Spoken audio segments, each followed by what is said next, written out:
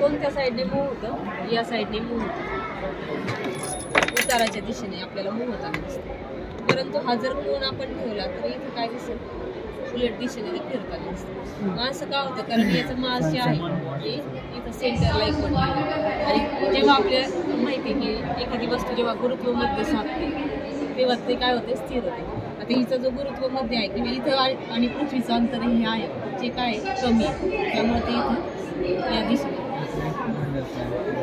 नंतर इथं जर पाहिलं स्लो फिरवलं तर दोन सेपरेट इमेज आपल्याला दिसतात. फास्ट फिरवलं तर काय होतं, दोन इमेज एकत्र होतात.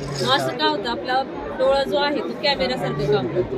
एखादी इमेज जी आहे आपल्या डोळ्यामध्ये 116 सेकंद असते आणि त्याच्या आधी जर दुसरी आली तर दोन्ही इमेज एकत्र होतात आणि आपल्याला एकत्र होतात. तसं ॲनिमेटेड मूव्ही वगैरे त्यामध्ये हे प्रिन्सिपल वापरतात.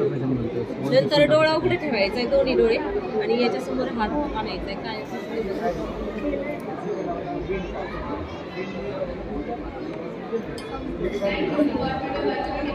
दोन्ही डोळे उघडे ठेवायचे. ऑपोजिट हँड जो आहे डोळ्याचं, ज्या डोळ्याने पाहत आहे त्याचा ऑपोजिट हँड याच्या इथपर्यंत आणू शकतो. असं नाही,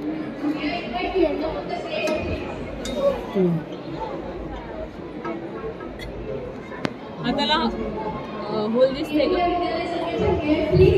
असं का होतं, कारण आपला डोळा जो आहे दोन सेपरेट इमेज मेंदूकडे पाठवतो. तिथं गेल्यानंतर ते एकत्र होतात, त्यामुळे आपल्याला हँडमध्ये